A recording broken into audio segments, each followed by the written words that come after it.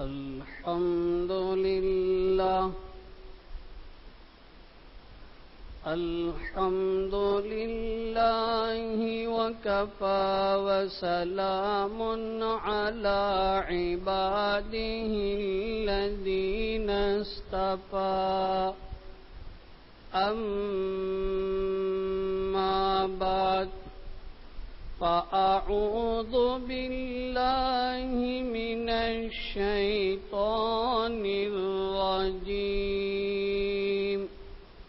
بسم الله الرحمن الرحيم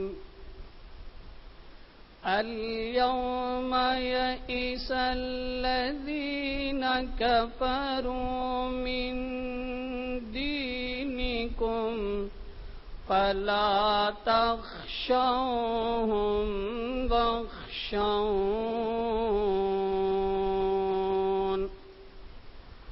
اليوم أكملت لكم دينكم وأتممت عليكم نعمتي ورضيت لكم الإسلام دينا صدق الله العظيم.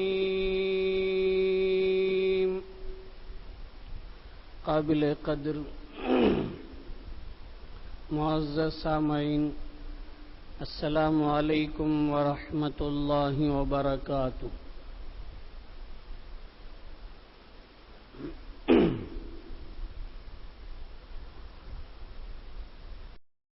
آج سے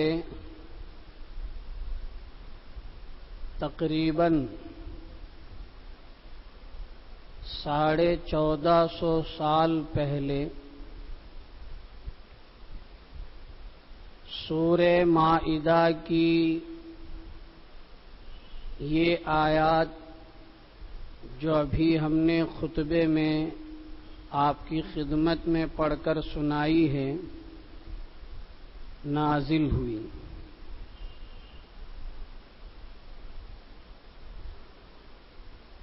دس ہجری ذی الحجہ 9 تاریخ عرفے کا دن میدان عرفات میں اللہ کے رسول حضرت محمد صلی اللہ تعالی علیہ وسلم پر یہ آیات نازل ہوئی.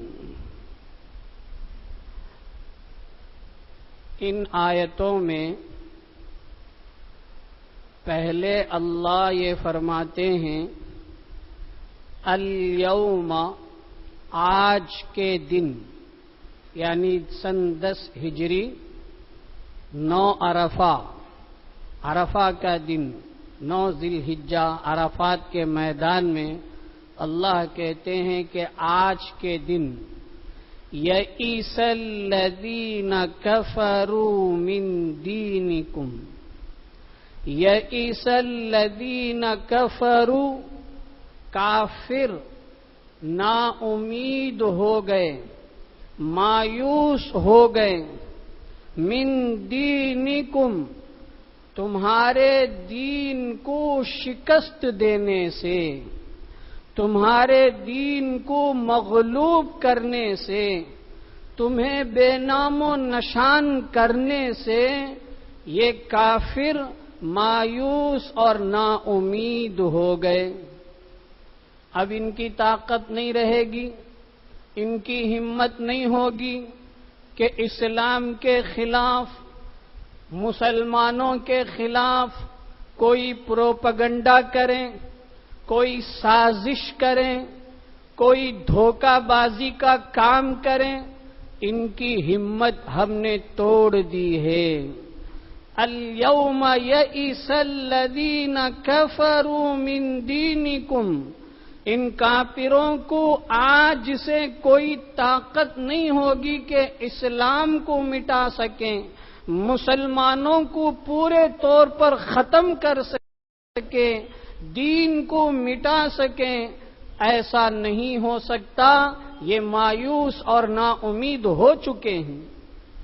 فَلَا تَخْشَوْهُمْ، یہ پیغام خداوندی ہیں اس وقت کے مسلمانوں کو بھی اور قیامت تک آنے والے مسلمانوں کے لیے بھی۔ اللہ نے فرمایا فَلَا تَخْشَوْهُمْ اَيْ الْكُفَّارِ، اب ان کافروں سے تم مت ڈرو، تمہیں ڈرنے کی ضرورت نہیں ہے، یہ کافر تمہارا کچھ بگاڑ نہیں سکتے، ان کافروں کی طاقت ہم نے کھوکھلی کر دی ہے، ان سے مت ڈرو، یہ اگرچہ بظاہر غالب نظر آئیں گے، آگے چل کر تمہیں بڑے بڑے سازشوں کے تحت گھبراہٹ میں ڈال سکتے ہیں، لیکن اے ایمان والو، اے مسلمانوں، فلا تخشوہم، گھبرانے کی ضرورت نہیں ہے، ڈرنے کی ضرورت نہیں ہے، خوف کھانے کی ضرورت نہیں ہے، اب تمہارے لیے ایک کام کرنا ہے، وَاخْشَوْنِي، مجھ سے ڈرو، میرا ڈر پیدا کر لو، ان لوگوں کا ڈر ختم کر دو، کافروں سے ڈرنے کی ضرورت نہیں ہے۔ کیوں؟ آگے اللہ نے بڑا ہی عظیم پیغام امت کے لیے دیا، اليوم اکملت لکم دینکم، آج کے دن میں نے تمہارے لیے دین کو مکمل کر دیا، کامل کر دیا۔ اليوم اکملت لکم دینکم، میں نے اسلام کی طاقت کے اعتبار سے تمہارے دین کو مکمل کر دیا ہے، اب کوئی طاقت دین اسلام کا بال بیکا نہیں کر سکتی، کوئی شخصیت ہو، طاقت ہو، تنظیم ہو، فرقہ ہو، اسلام کا کچھ بگاڑ نہیں سکتے، اس لیے کہ میں نے دین کو مکمل کر دیا ہے۔ وَرَضِيتُ لَكُمُ وَأَتْمَمْتُ عَلَيْكُمْ نِعْمَتِي، اور میں نے اپنی نعمت کو تم پر مکمل کر دیا ہے۔ کیسے؟ دین اسلام سے بڑی نعمت کوئی اور نہیں۔ اسلام کی تمام تر احکامات اس کے حسن کے ساتھ، اس کی خوبیوں کے ساتھ، اس کے نشیب و فراز کے ساتھ، اس کی تمام تر خیر اور خوبیوں کے ساتھ ہم نے اسلام کی نعمت کو تمہارے لیے مکمل کر دیا ہے۔ اب قیامت تک کے لیے وَرَضِيتُ لَكُمُ الْإِسْلَامَ دِينًا، تمہارا اسلام مذہب کے اعتبار سے وہی ہمارے نزدیک پسندیدہ ہے۔ اس آیت کریمہ میں اللہ نے ایک طرف تو یہ فرمایا کہ ہم نے کافروں کے دلوں میں ایسا روب پیدا کیا ہے کہ اب وہ اسلام کا کچھ بگاڑ نہیں سکتی، اور دوسری طرف یہ فرمایا کہ اسلام کو ہم نے مکمل کامل کر دیا ہے، یعنی اب اس میں کسی قسم کی کمی بیشی نہیں رہ گئی، ایسا نہیں ہے کہ کوئی حکم رہ گیا ہو اور اسلام ویسے ہی پورا ہو گیا ہو، ایسا نہیں، اسلام کے تمام تر احکامات مکمل کر دیے گئے۔ اسلام کیا ہے؟ اسلام کا دوسرا نام اگر ہم دے سکتے ہیں تو وہ ہے قرآن۔ اسلام قرآن ہے، قرآن اسلام ہے۔ مسلمان بغیر قرآن کے تصور نہیں کیا جا سکتا۔ کوئی مسلمان ہے، وہ قرآن اس کی زندگی میں نہیں ہے، ایسا نہیں ہو سکتا۔ مسلمان ہر مسلمان حافظ قرآن نہیں ہو سکتا ہے، لیکن ہر مسلمان محافظ قرآن ہو، ایسا یقیناً ہو سکتا ہے۔ ہر آدمی حافظ قرآن نہیں ہو سکتا ہے۔ اللہ جسے چاہتے ہیں حفظ پاک کی توفیق دیتے ہیں، لیکن مسلمان محافظ قرآن، قرآن کی حفاظت کرنے والا ہوتا ہے۔ قرآن کی حفاظت اسلام کی حفاظت ہے، اسلام کی حفاظت قرآن کی حفاظت ہے۔ قرآن میں اللہ نے دو قسم کی عبادات کو اپنے بندوں کے لیے پیش فرمایا ہے۔ ایک عبادات ہے جس کو ہم نماز، روزہ، زکوٰۃ، حج، قربانی، فلاں کے نام سے یاد کرتے ہیں، یہ اس کو کہتے ہیں عبادات، عین عبادت۔ نماز عین عبادت ہے، روزہ عین نفس عبادت ہے، زکوٰۃ عبادت ہے۔ اب ان عبادات میں کوئی بندہ اپنی طرف سے کمی بیشی کیے بغیر ادا کرتا ہے، مثال کے طور پر فجر کی 2 رکعت نماز فرض ہیں، پوری دنیا کے مسلمان 2 ہی رکعت پڑھیں گے، ایسا کہیں نہیں ہوگا کہ 1 رکعت پڑھتے ہوں یا 3 رکعت پڑھتے ہوں۔ اسی طرح ظہر، عصر، مغرب، عشاء۔ روزہ پورے رمضان کے مہینے کے رکھیں گے، ایسا نہیں ہوگا کہ رمضان کے مہینے کے علاوہ کوئی علاقہ کسی اور مہینے میں روزہ رکھ رہا ہوں، ایسا ہرگز نہیں ہو سکتا۔ پوری دنیا میں جہاں رمضان کا مہینہ ہے تو سب مسلمان روزہ رکھتے ہیں۔ اسی طرح حج، ایسا نہیں ہوگا کہ کسی علاقے کے لوگ محرم کے مہینے میں حج کر رہے ہوں، کوئی ربیع الاول کے مہینے میں کر رہا ہوں، کوئی فلاں مہینے میں کر رہا ہوں، ایسا نہیں ہوگا، بلکہ پوری دنیا کے مسلمان ذی الحجہ کے مہینے میں ہی حج کی عبادت کو ادا کریں گے۔ اس طریقے سے عبادات کا معاملہ اللہ کی طرف سے ہیں اور یہ قرآن کا حکم ہے، قرآن کی تعلیمات ہیں۔ قرآن میں اللہ نے فرمایا نماز قائم کرو، زکوٰۃ ادا کرو، حج کرو، عمرہ کرو، یہ ساری عبادات اللہ نے عطا فرمائی۔ ایک عبادت ہے جس کو معاشرت کہتے ہیں، رہن سہن، عائلی معاملات، خاندانی، گھریلو۔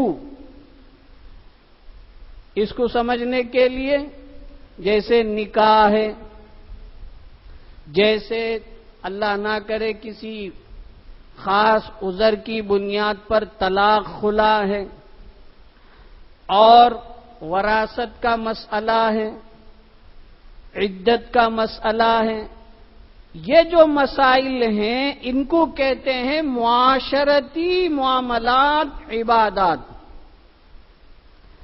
جیسے پوری دنیا کے مسلمان نماز میں، روزہ میں، زکوٰۃ میں، حج میں انہی تعلیمات اور خدا کے احکام کے پابند ہیں، اسی طرح نکاح کے مسئلے میں نکاح، خلا، طلاق، عدت، وراثت، ان تمام مسائل جو معاشرتی مسائل ہیں، ان مسائل میں بھی دنیا بھر کے مسلمان اللہ کے بنائے ہوئے قانون، قرآن پاک میں بیان کردہ قانون، احادیث مبارکہ میں بیان کردہ تعلیمات کے پابند ہیں۔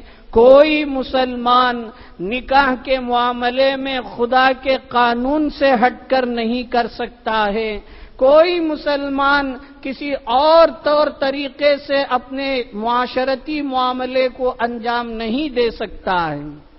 اگر کوئی قانون ایسا بنتا ہے کہ اس میں نکاح کا قانون الگ ہو، طلاق خلا کا قانون الگ ہو، فلاں کا قانون الگ ہو، تو مسلمان اس کو کسی طرح برداشت نہیں کرے گا، بلکہ ہم یوں کہیں کہ وہ قانون قرآن کے خلاف ہوگا، وہ قانون خدا کے بنائے ہوئے قانون کے خلاف ہوگا۔ میرے بزرگوں، دوستو، روز اول سے شروع سے اسلام دشمنوں کی یہ سازش رہی ہے کہ مسلمانوں کو کسی طرح قرآن کی تعلیمات سے جدا کر دیں، مسلمان نام کا رہیں، اس کی زندگی قرآنی تعلیمات سے بالکل الگ رہیں۔ یہ شروع سے اسلام دشمنوں کی کوشش رہی ہے، اور اللہ کی مہربانی، اللہ کا فضل، چونکہ اللہ کا وعدہ ہے کہ اللہ نے مسلمانوں کو بچائے رکھا ہے، کبھی ایسا ہونے نہیں دیا، اور قیامت کی صبح تک ایسا ہوگا نہیں۔ کہیں کہیں کچھ حالات آ جائے تو آ جائے، لیکن پوری دنیا میں ایک ساتھ مسلمان قرآن سے اپنا تعلق الگ کر لیں، ایسا کبھی نہیں ہو سکتا۔ آج جو ایک بات زوروں پر اٹھائی جا رہی ہے، جس کو مسلمانوں میں سے ایک معتدی طبقہ لوگ جان رہے ہیں، لیکن ابھی بھی ایک بڑی تعداد مسلمانوں کی ایسی ہے کہ اس خبر سے بے خبر ہیں، اس خبر سے بے خبر ہیں، اور وہ زور و شور کے ساتھ جو بات اٹھائی جا رہی ہے، یونیفارم سول کوڈ کے نام پر، یکساں قانون کے نام پر، کامن سول کوڈ کے نام پر۔ اپنے گھر کی مستورات سے ہم کبھی ایسے ہی تذکرہ کریں، پوچھیں، کچھ نہیں معلوم ہے، عورتوں کو یہ ٹاپک پتہ ہی نہیں، جبکہ اس سیاہ کالے قانون میں سب سے زیادہ عورتوں کا نقصان ہے۔ غور کر کے دیکھیں گے تو اس کالے قانون میں عورتوں کا نقصان زیادہ ہے۔ میں اس بات میں جانا نہیں چاہتا کہ یونیفارم سول کوڈ صرف مسلمانوں کے لیے نقصان دہ ہے، نہیں ہے۔ ہمارے ملک کے اندر جتنے مائنارٹی میں ہیں، اقلیت جس کو کہتے ہیں، بدھسٹ ہیں، جین ہیں، سکھ ہیں، عیسائی ہیں، جتنے مائنارٹی میں ہیں، ان سب کے لیے نقصان دہ ہیں۔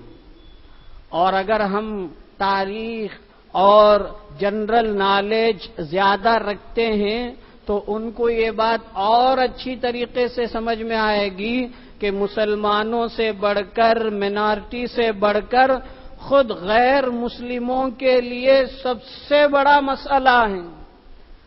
لیکن اس وقت ہمارے سامنے 24 کا مرحلہ ہے، 2024 کا مرحلہ ہے، اس کے پیش نظر آج حکومتی سطح پر اس یونیفارم سول کوڈ کو بڑے ہی خوشنما رنگ کے ساتھ، بڑے ہی اچھے انداز سے عام لوگوں کے سامنے، خاص طور پر غیر مسلموں کے سامنے پیش کیا جا رہا ہے، اور غیر مسلم اس میں اکثر لوگ اس کو اچھا سمجھ رہے ہیں، حالانکہ جب تجزیہ کیا جائے گا، جب تحقیق کی جائے گی تو ان کو سمجھ میں آ جائے گا کہ کتنا بڑا نقصان ان کے لیے ہے۔ تو میں اس مسئلے کی طرف نہیں جا رہا ہوں، خود ہم مسلمانوں کی طرف ہم آئیں کہ ہم مسلمان اس مسئلے میں کتنے زیادہ ایکٹیو ہیں، کتنے زیادہ متحرک ہیں۔ ہر آدمی اپنے دل سے پوچھے کہ میں نے اب جو لا کمیشن آف انڈیا نے پبلک سے سجیشن پوچھی ہے اور رائے طلب کی ہے، میں نے اپنی رائے اس میں بھیجا ہے کہ نہیں بھیجا ہے؟ کتنے مرد ہیں جنہوں نے بھیجا ہے اور کتنے مرد ہیں جنہوں نے نہیں بھیجا ہے.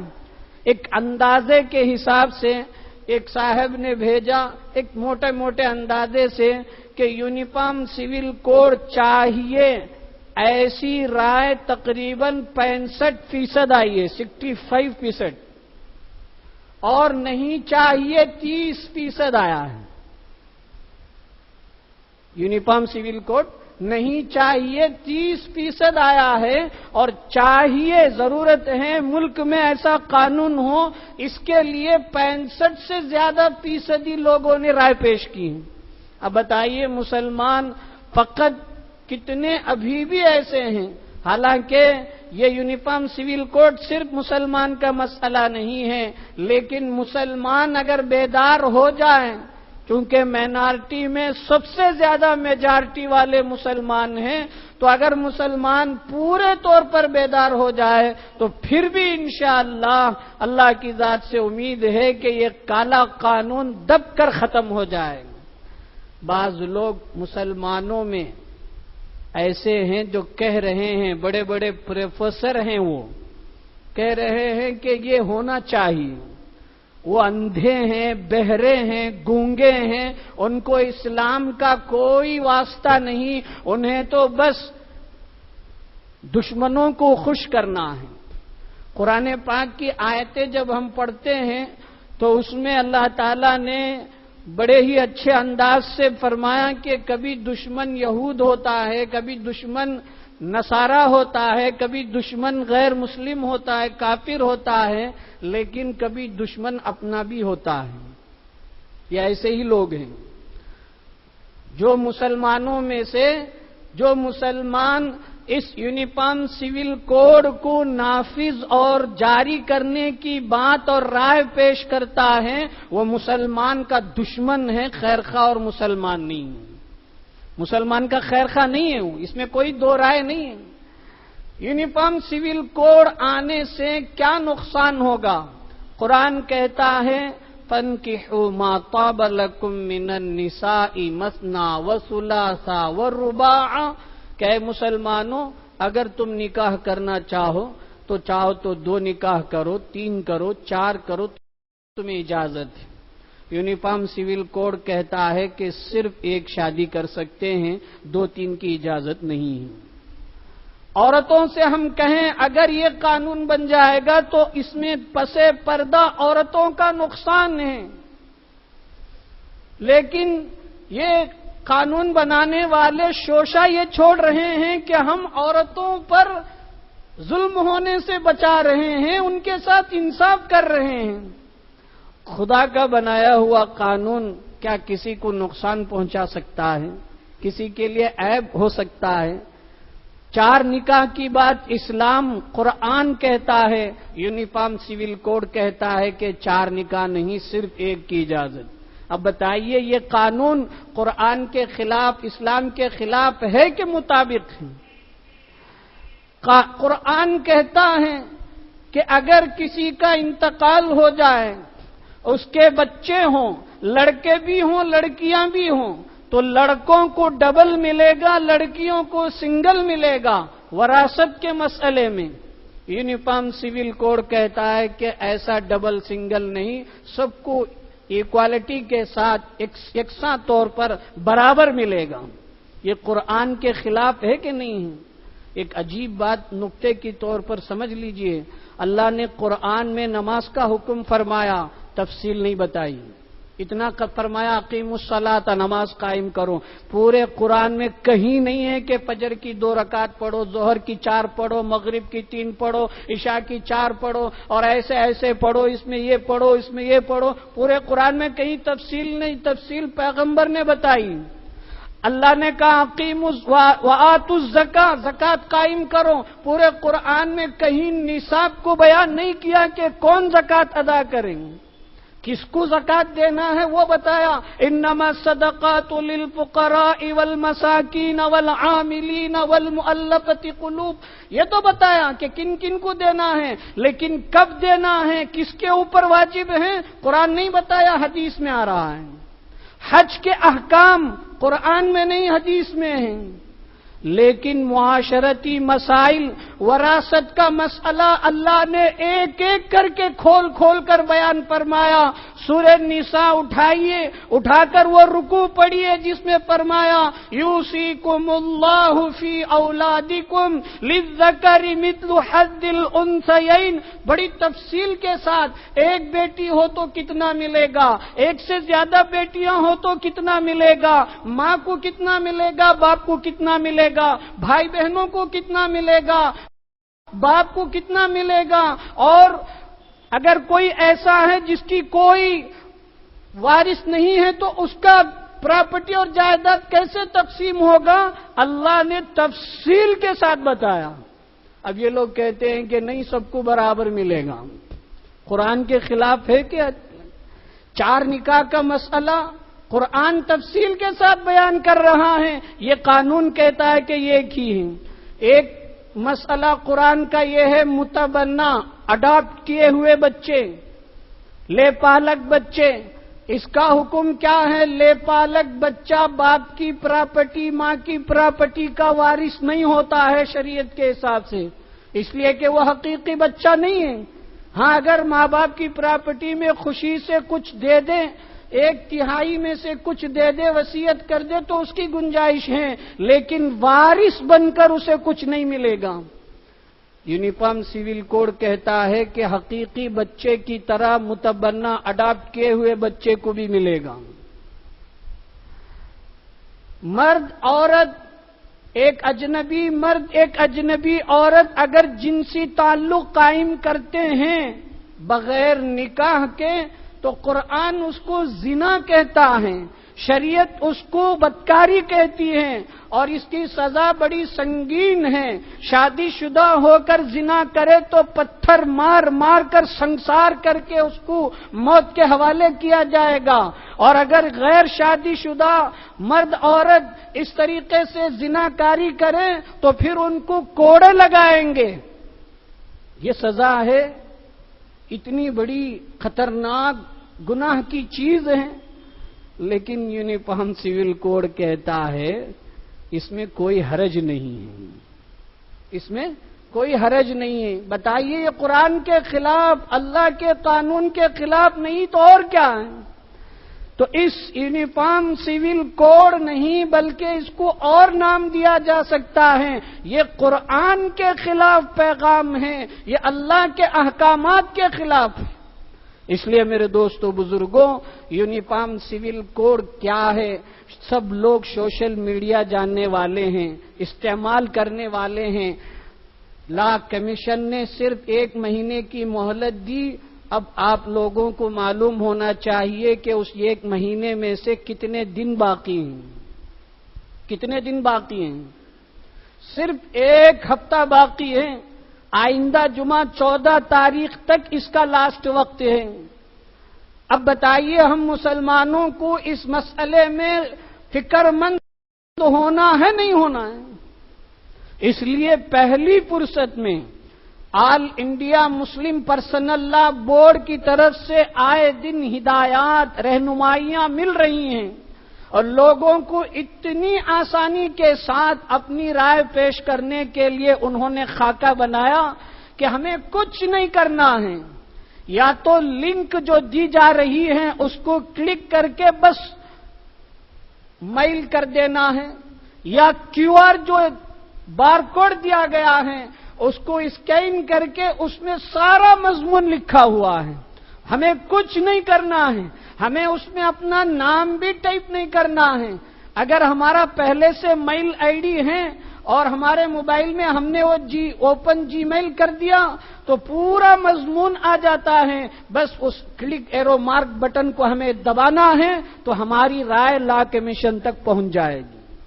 یہ صرف مجھے اور آپ کو نہیں، ہر مسلمان اور ہر اقلیت غیر مسلموں کو بھی کرنے کا ہے۔ اس لیے ہمارے سرکل میں جو سنجیدہ غیر مسلم ہیں، عیسائی سکھ جو مائنارٹی والے ہیں، جو سنجیدہ ہیں، ہم ان کو بتا اور سمجھا سکتے ہیں تو حکمت سے، کہیں ایسا نہ ہو کہ پروپیگنڈا ہو جائے، وہ ہمارا مخالف ہو جائے۔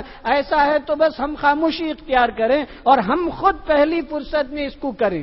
اپنا کریں، اپنے گھر کے ہر فرد کے موبائل سے الگ الگ اس کو کریں، بیوی کا کرائیں، بچوں کا کرائیں، اس میں ایج کی کوئی لمٹ نہیں ہے، سب گھر کے جتنے افراد ہیں بس الگ الگ نمبر سے ہوں تو زیادہ فائدہ ہوگا، اس لیے کہ وہاں اب کاؤنٹنگ کی ضرورت ہے کہ ہماری اتنی بڑی تعداد نے اس یونیفارم سول کوڈ کی مخالفت کرتے ہوئے رائے پیش کی ہے، یہ ہمیں درج کرنا ہے، اس لیے اب یہ 1 ہفتے کا وقت ہے، ایک ایک منٹ ہمارے لیے قیمتی ہے۔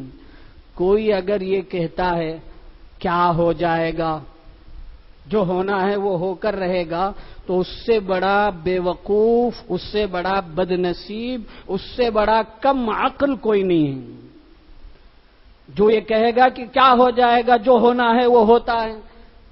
تو پھر تم اپنے مسلمان اسلامی تعلیمات پر عمل کرنے کا تمہارے اندر کوئی شوق نہیں ہے، یہ اس کی کھلی دلیل نہیں۔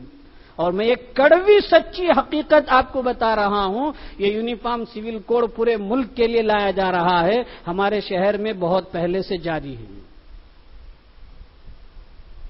کچھ کارخانے ایسے ہیں جہاں آپ ٹوپی پہن کر کام نہیں کر سکتے، نہیں کر سکتے، غیروں کو تو آزادی ہے، وہ کچھ بھی کر لے، لیکن مسلمان ٹوپی پہن کر کام نہیں کر سکتا، کیوں؟ یونیفارم چاہیے۔ یہ یونیفارم سول کوڈ کی جھلک نہیں تو کیا ہے؟ مسلمان فل آستین پہن کر کام نہیں کر سکتا، اس کا یونیفارم ہی بدل دیا گیا، ہاف شرٹ پہن کر آؤ۔ یہ یونیفارم سول کوڈ نہیں تو کیا ہے؟ یہ کڑوی حقیقت ہے، لیکن حلق سے نیچے اتار کر رہنا ہے۔ اب کچھ اسکولوں میں یونیفارم سول کوڈ کے طور پر چھٹیاں ہی بدل دی جا رہی ہیں، سب جگہ سنڈے چھٹی ہے، چلو ہم بھی سنڈے چھٹی کریں گے۔ ارے خود ہم پہلے سے اسی کے خواہش مند ہیں، ہمارے اندر نہ دین کی فکر، نہ اسلامی تعلیمات کی فکر، نہ جمعے کا اہتمام، نہ ٹوپی کی قدر، نہ فل آستین کی اہمیت، نہ لباس کا ہمیں کوئی فکر۔ آج ملکی پیمانے پر ہو رہا ہے تو ایسے لوگ خاموش اپنا کام کر رہے ہیں، انہیں کوئی فکر نہیں ہے۔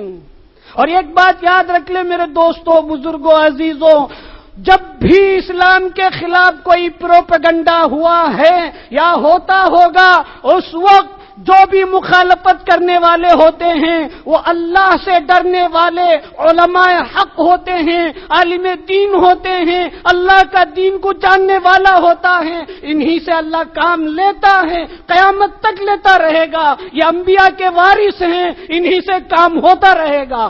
یہ علماء کہتے رہیں گے، تم مانو کہ نہ مانو، تم عمل کرو کہ نہ کرو، علماء کا کام، ان کی ذمہ داری تمہارے سر پر ٹوپی پہننے کو کہنا ہے، تمہیں فل آستین پر رہنا ہے، تمہیں اپنے چھٹیوں کو غیروں کی چھٹیوں کے بجائے مسلمانوں کے طور طریقوں کو اپنانے کے لیے یہ علماء دن میں رات میں ہر وقت کہتے رہیں گے، تمہیں کڑوا لگے تو لگے۔